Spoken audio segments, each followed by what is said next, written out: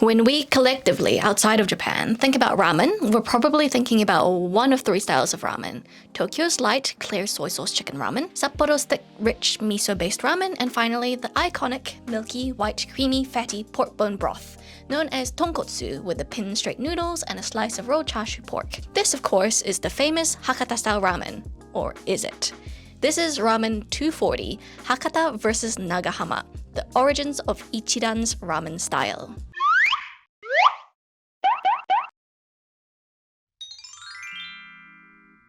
If you haven't already, we recommend first watching our Ramen 101 video to get a better idea of what ramen is and all of its components.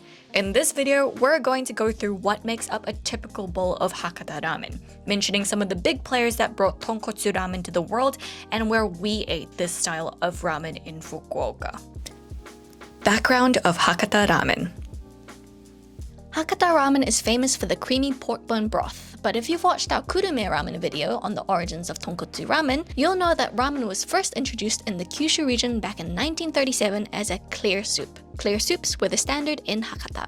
In fact, the typical style of Hakata ramen looked extremely different to what it is today. Uma Uma, an izakaya or Japanese pub, boasts that it still makes the original Hakata ramen before it became the cloudy broth it is today, which is made up of a clear soy sauce pork bone soup. Pork bones were allegedly used because of the surplus created from meat plants. The noodles were also wide and flat, similar to a linguine. That was back in the early 1940s. Then, of course, in 1947, cloudy tonkotsu broths were accidentally created as the result of leaving a pot to boil on high for too long, which emulsified the fats and proteins into the water to give that milky appearance and creamy texture. Tonkotsu broth spread rapidly throughout not only Fukuoka, but the whole island of Kyushu. At that point though, ramen in Hakata still had a reasonably wide noodle. To understand the makings of Hakata ramen, we first have to turn to its predecessor, Nagahama ramen. Nagahama ramen. Kyu Ganso Nagahamaya. The owner originally opened up in 1952 as a failing tonkotsu ramen stand in front of Hakata Station, before finally finding more success in front of the fish market, where hungry market workers sought out cheap, fast-filling food that ramen was able to fulfill. Nagahamaya officially opened its first brick-and-mortar store in 1955 when the fish market moved to its new location in the suburb called Nagahama, where Ganso Nagahamaya became an institution, feeding the masses for exceptionally low prices. During this process, the store had to adapt to keep up with the demand for fast-paced food, and the slowest component of a bowl of noodles is cooking the noodles itself. So in order to cook faster, the restaurant developed thinner and thinner noodles until it eventually became the ultra-thin noodles that you know it as today, taking less than a minute to cook. However, now they face a different problem. Noodles that were that thin, sitting in a big bowl of soup, became soggy too quickly. The answer? Reduce the portion of noodles from a standard 140-150 gram portion down to about 100 grams. If you were still hungry, instead of buying a second bowl of ramen, customers could order a top-up of just the noodles. This is called kaidama, something that you'll probably have seen in some of your favorite global ramen chains. While it's still most common with Hakata and Nagahama ramen in particular, you can find it in some, but not all, restaurants serving other styles. For the most part, you're more likely to see omori, or large serving, where the portion is just bigger, whether it's the noodles or maybe the toppings as well. Here's an addendum. To deal with the issue of noodles getting bloated in the soup, Fukuoka Prefecture actually helped to develop and cultivate a new kind of wheat that they called ramugi, which they grow in really small quantities and is used pretty much exclusively for ramen. Apparently this wheat is meant to have quite good elasticity, it doesn't get soggy when it gets boiled, and it has like a subtle sweetness so that when you eat it, you can taste the flavor of the wheat. There are only a few stores in the Fukuoka Prefecture whose noodles are made using ramugi wheat. We'll link them in our blog in the description below, but some of them include 3 premium Ichiran locations.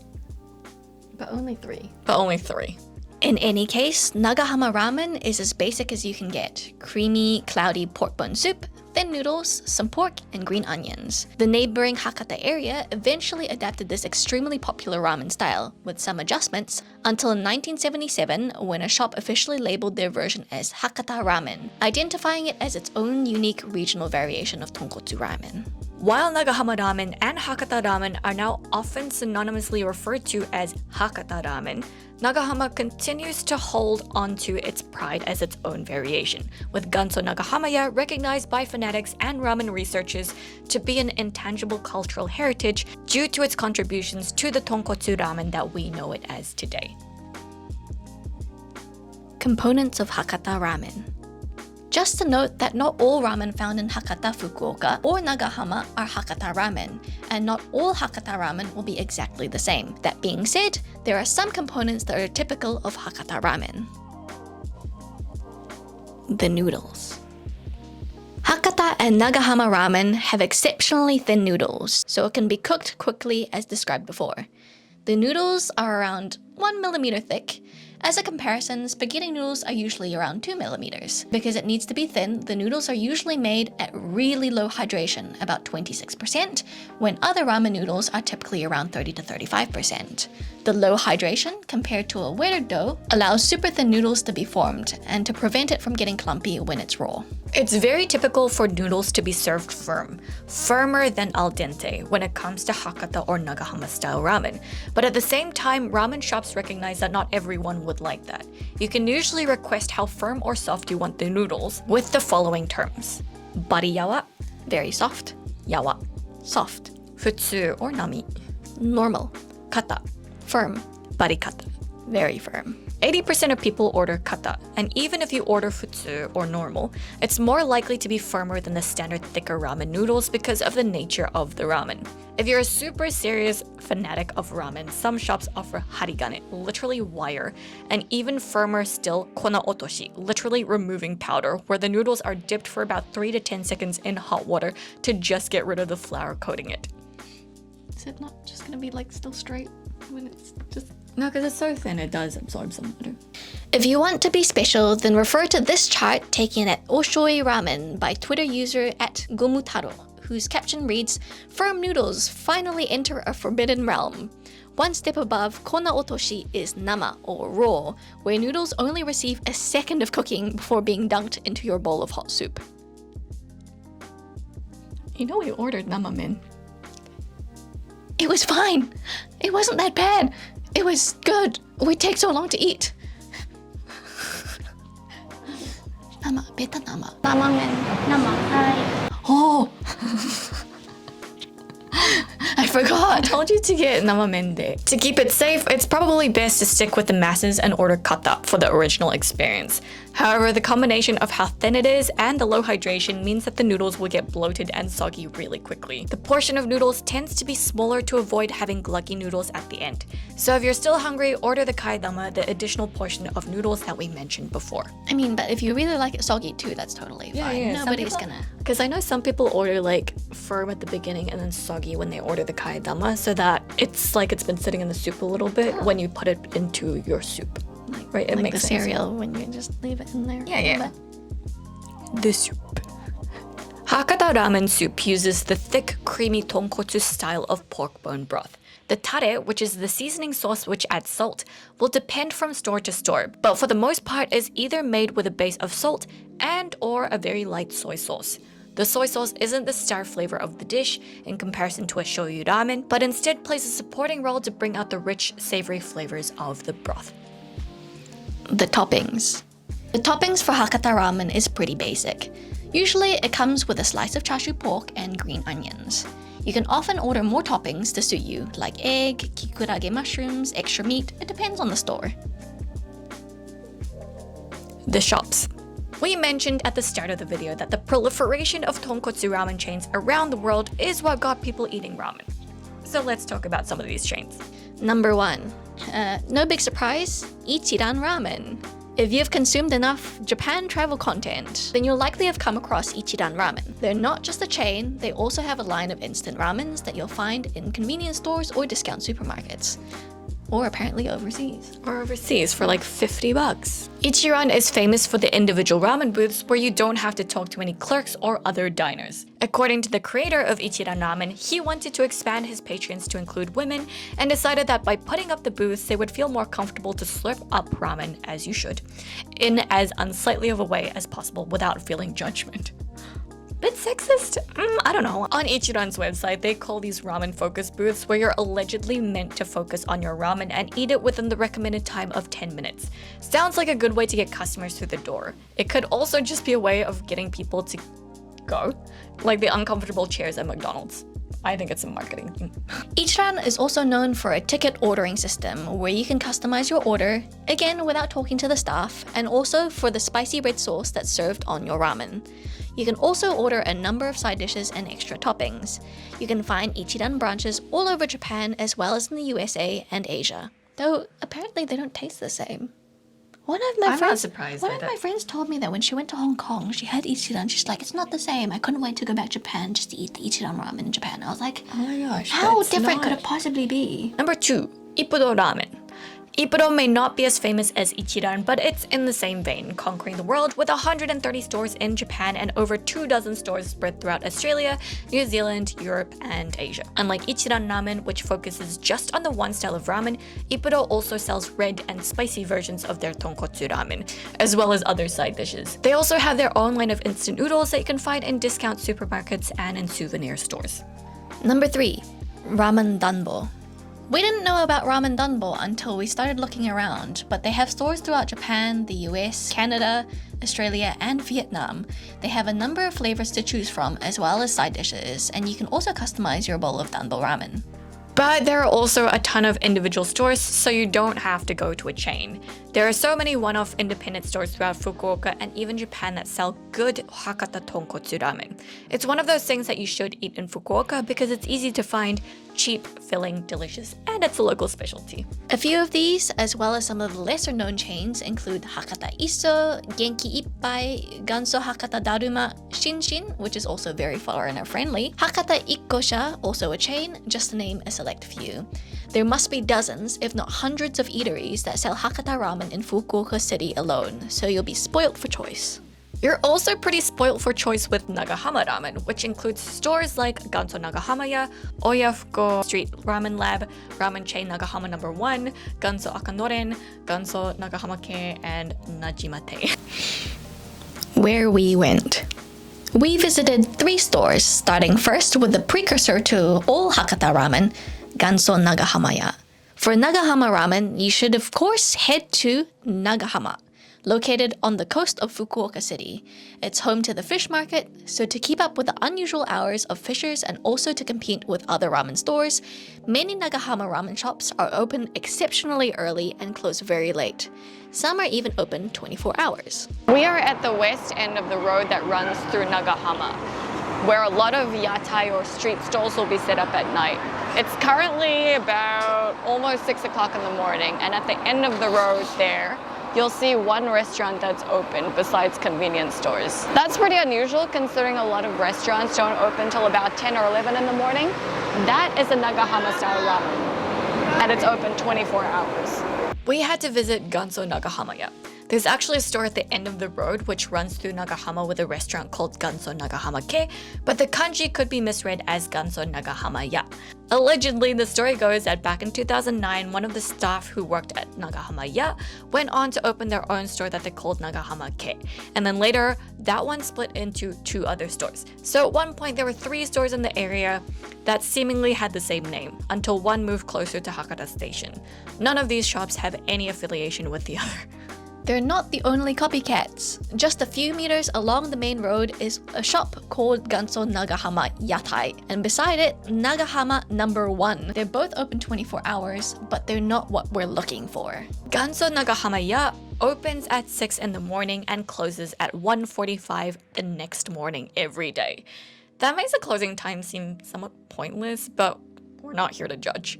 Ordering is done by a ticket machine. The vending machine has just added English pretty recently, and the menu is pretty simple. Ramen, ramen, extra noodles, extra meat, shochu, sake, and beer. The 2 ramens are the same, they're just extra buttons. When you go inside, you can request the amount of fat in the soup and the firmness of the noodles. Amongst the locals and regulars, there's a sort of secret code. Fat is beta futsu nashi. Noodles are nama kata futsu yawa.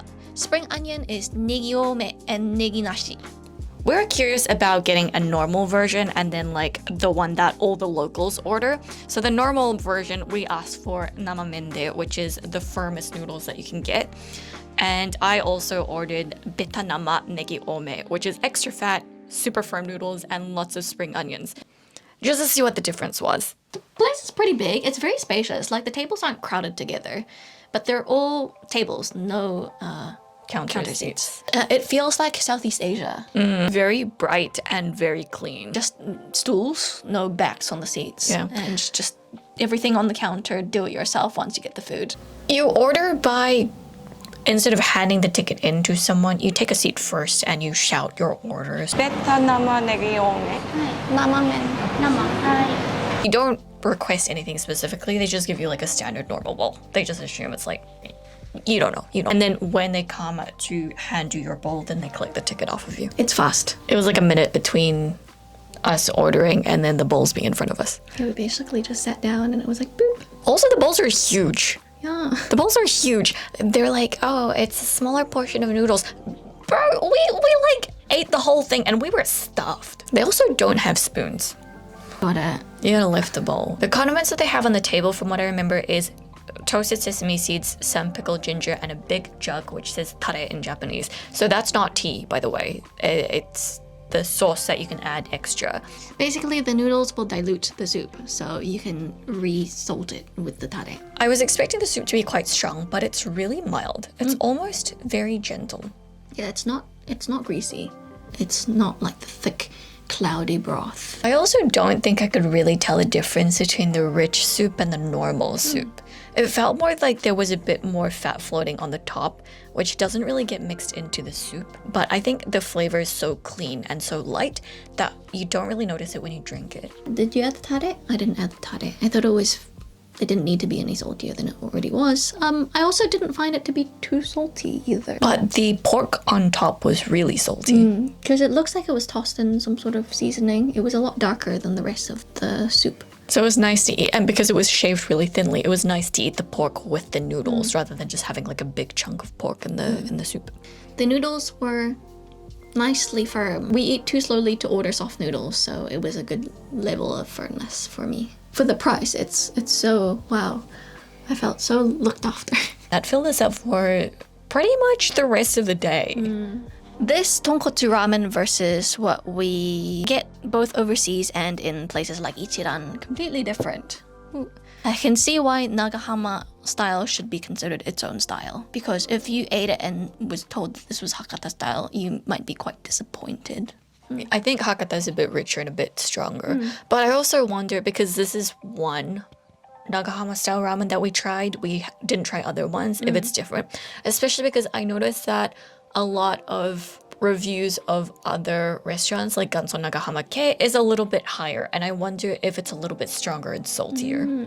For the Nagahama ramen version, we're trying Ganso Nagahamaya's actual stick instant noodles made by Marutai, who is a very famous and important noodle maker. In Kyushu.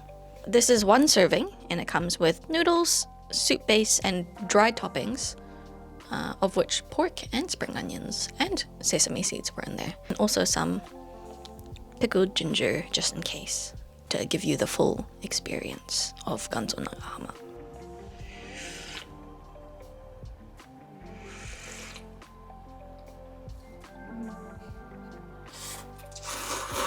The first thing I thought when I had the actual ramen in the restaurant was, oh, it kind of tastes like Chinese noodle soup. The first thing I thought when I had the instant noodles was the same thing. To be honest, it's not a ramen that is particularly memorable. I think it's because it's a very good basic ramen without any special sort of flavors or toppings. So I can't say that I remember it very well, but because I had the same thought eating this as I did eating the other ramen, it's probably pretty similar.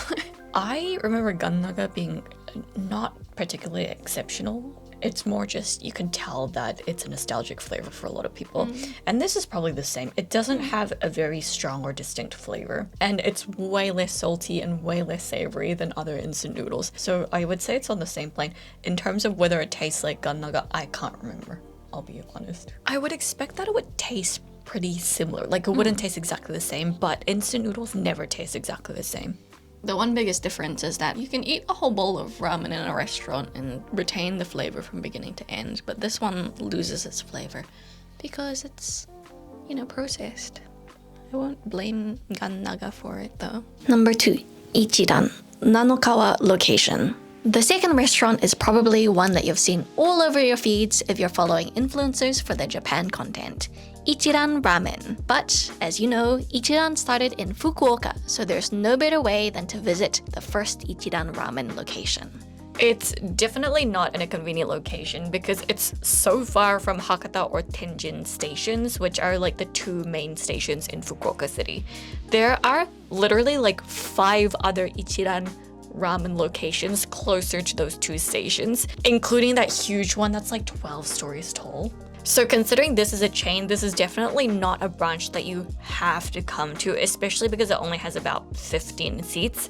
And the food should be the same. We did go at like 4 o'clock in the afternoon. I think there are queues at peak time, so you might as well go to a bigger location. We've obviously been to Japan before, but we've never had Ichiran Ramen because we were honestly so skeptical at how good a chain could be compared to independent family-run restaurants that have been improving and perfecting their soup over the course of years they've been open. But since everyone hypes it up so much, we thought we had to try it because we now also have a better idea of how it compares to other ramen. The menu is the same as everywhere else, starting at 980 yen for a basic bowl when we were there in November 2023. This might be considered cheap when you're used to bowls of ramen costing about $15, $20, $25, but let me tell you that this is expensive. The prices have gone up hugely in the last couple of years by about 150 yen, and don't forget that Hakata Ramen has less noodle than other ramens, so it's normal and expected that you order kaedama,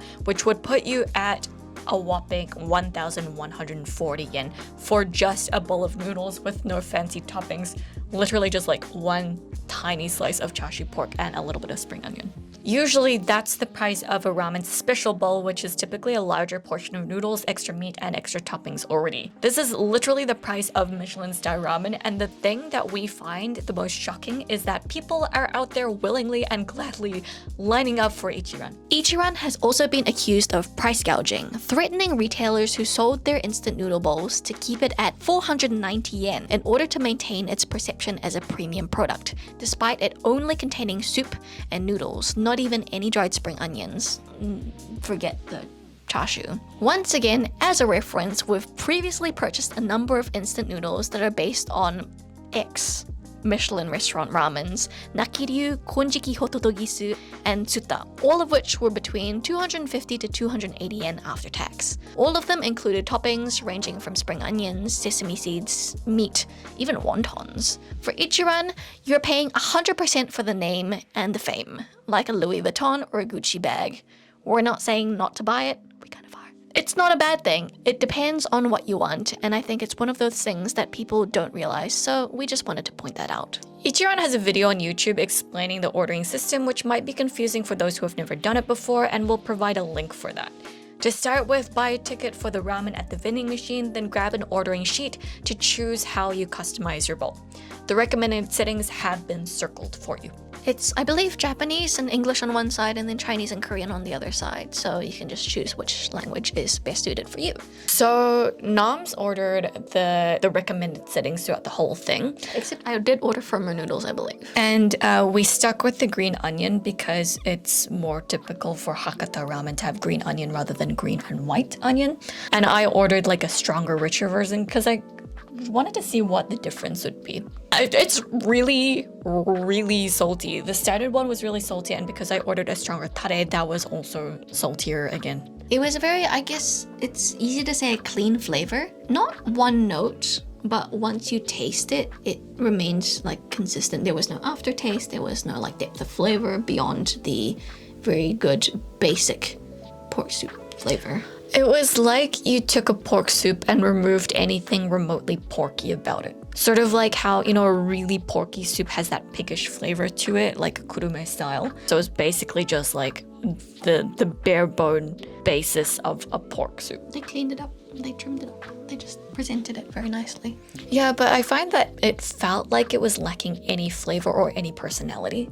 I think it's like if you're not a fan of that very, not gamey, but if you're not a fan of that Strong piggy flavor, then porky I guess flavor. it would appeal to you more. But you could definitely tell if you request like thicker soups or like fattier soups and fattier and richer soup broths. So there's broth strength and broth richness. The broth strength is how salty it is, and the broth richness is how fatty it is. I would recommend going one down for the broth strength because it's so salty. The noodles were good, but the shape of the bowl is a fan-shaped bowl. Okay, I can do it.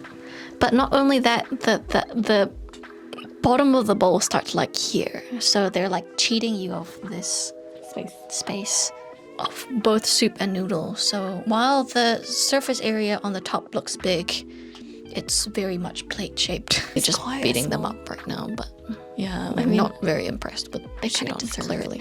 There weren't a lot of noodles. Like, we don't have big appetites. We really can't eat that much. We struggle to finish off a normal sized bowl of ramen to begin with. And Ichiran's ramen was like fine.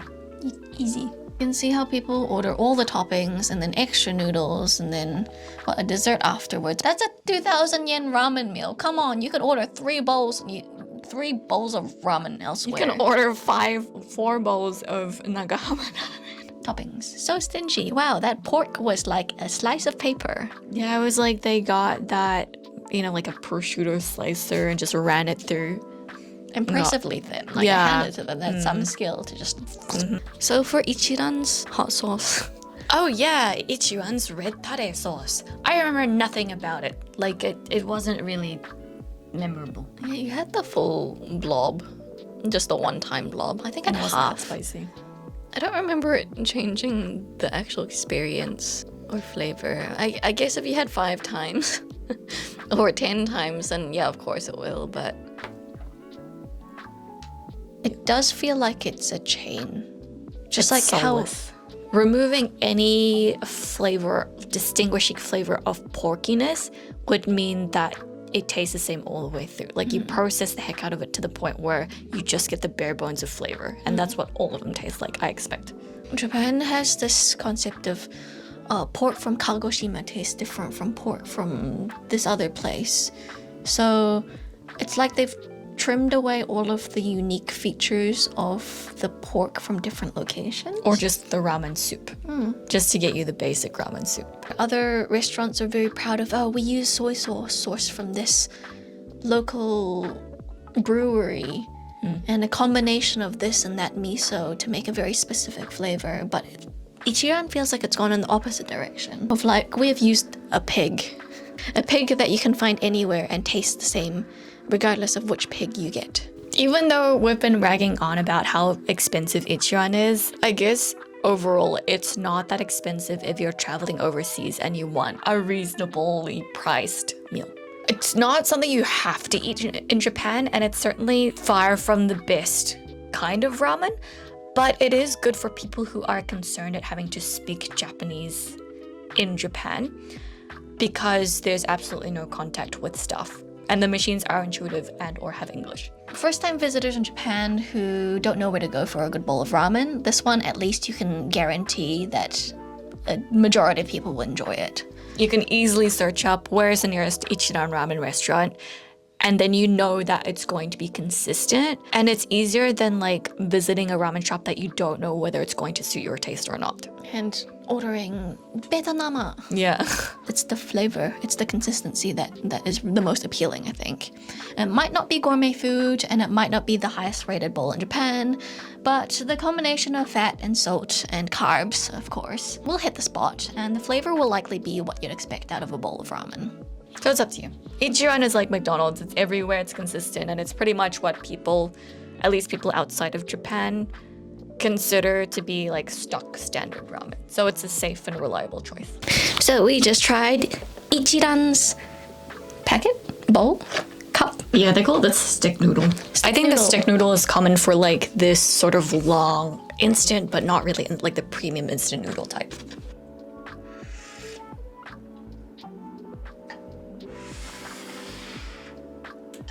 Tastes like there's soy sauce in there,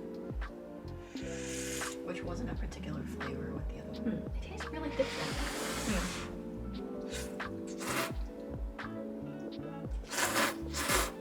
The garlic is nice.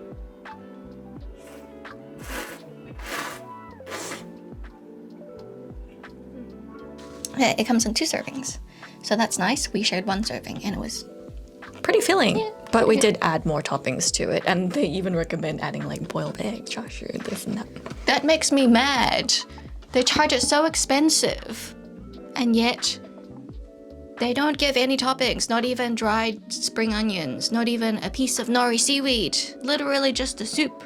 This one box in Japan was about what, 800 or 900 yen, maybe close to 1,000 yen for a 2 serving, which is about the same price as buying a bowl in Ichiran, but this doesn't come with the toppings and you have to cook it yourself. They've marketed it so well in that you believe this is the best quality ramen out there, the best quality stick ramen or cup ramen or bowl ramen out there, but it's not. If you find other ramen that have collaborations with cup ramen or instant noodle manufacturers, their quality of instant noodle is just as good, if not actually better, considering that we've tried a few already. Ichiran, a bit disappointing. It doesn't even taste like Ichiran's ramen bowl. I would have thought that with Ichiran being mass-produced, and you can check this out because there's actually a factory in Fukuoka, close to Itoshima Island, or in Itoshima Island, where they make the soup. They just make a huge amount of the soup and they ship it out, probably in like a concentrated form, for their chains, the branches. Because they do that already, they would have been able to recreate it in some capacity in an instant form. But I think they just don't want to give away any secrets. And that means the instant form that has been developed was predominantly developed probably by the company that makes them. Okay, I'll play the devil's advocate and say, potentially, the flavor profiles that we selected on the piece of paper aren't quite matching what we made here, because we didn't choose the maximum flavor profiles for the tare, the komyu, the saltiness, or the strength of the broth. This one might be the full strength of all of them. I don't think that's the case. Because if you see, it's the normal one or the middle one is circled. So I suppose it's meant to indicate that, you know, it's gonna be a reasonably like midpoint for all of them. Okay, well, I have no excuses for them. And on top of that, they don't even give you the red sauce, they just give you a powder, which means they're skimping even more. And the powder seems to just be like a red pepper powder. Like it makes it taste a bit like a Korean or Chinese soup because it doesn't add anything to it besides the flavor of red pepper powder. On top of that, the color is very different. It's much browner in the packet version than it is in the store. We don't have the same very yellow lighting as the Ichiran ramen store experience, but still, it's very immediately noticeably browner here in white lighting. Overall, Don't get this. It doesn't taste like the Ichiran that you eat when you're in Japan. if you can find instant noodles that have photos of ramen stores or like a human being who maybe is like named in the corner. Or that's probably the ramen chef. Yeah. Yeah. Give those ones a go. Maybe they're equally good. I'd rather do that, to be honest. Yeah, and it's probably going to be about half the price as this one. Well, we tried it. We tried it. Number 3, Hakata Iso.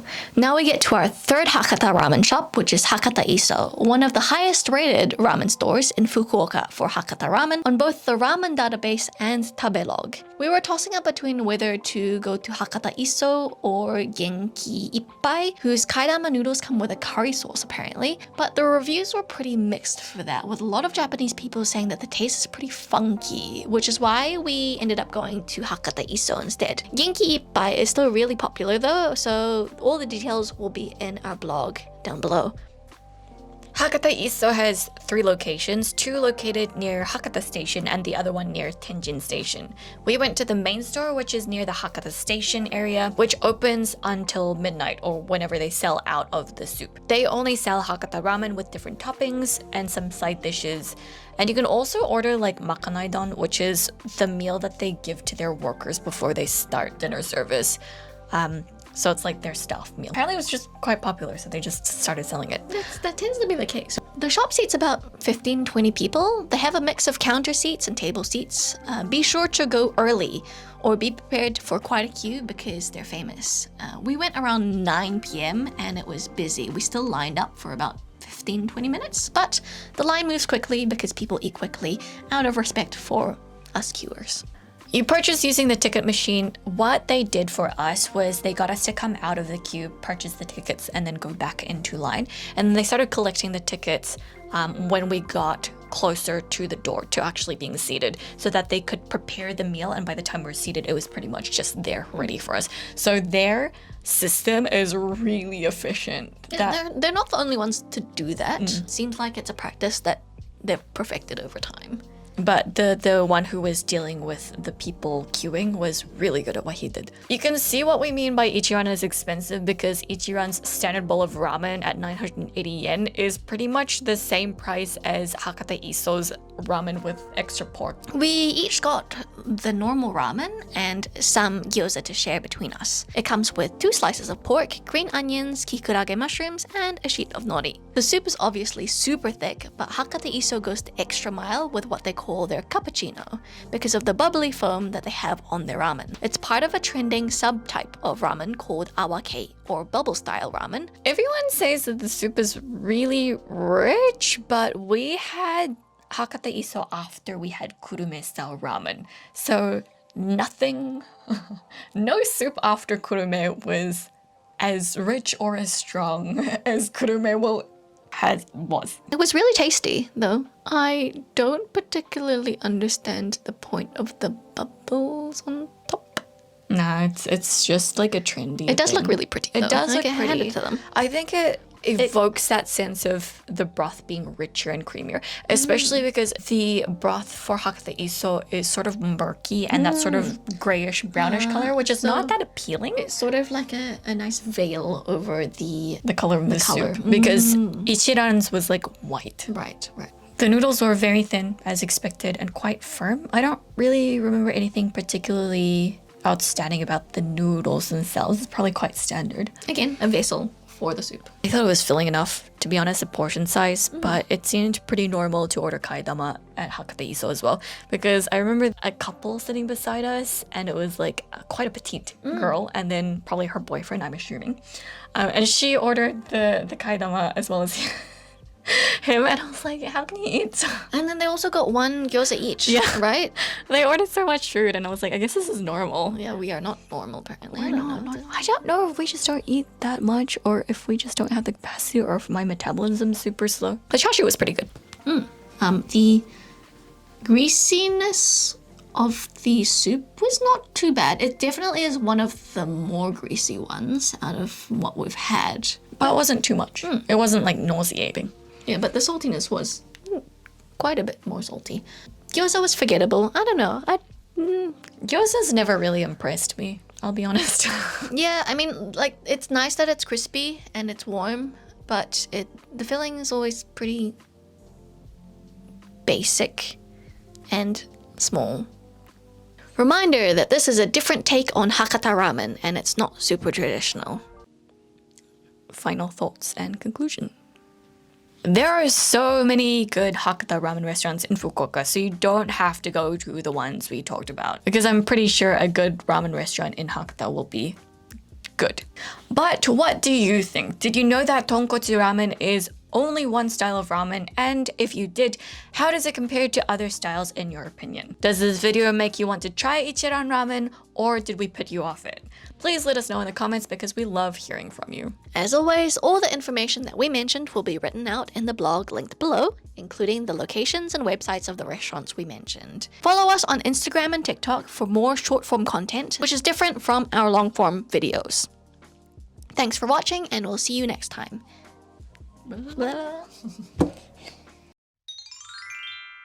If you're thinking of going to Japan, we highly recommend getting a Japan Rail Pass for stress-free travel. Check out the description box below for our video guide on how to choose and use the best JR Pass for your travel style. By using our affiliate link, you help to support small creators like us to produce more content for you. Thanks for watching, and we'll see you in the next video. Bye! There are only a few stores in the Fukuoka prefecture whose noodles are made using nau. There are only a few stores in the Fukuoka prefecture whose... There are only a few stores in the Fukuoka prefecture... There are only a few stores in the Fukuoka...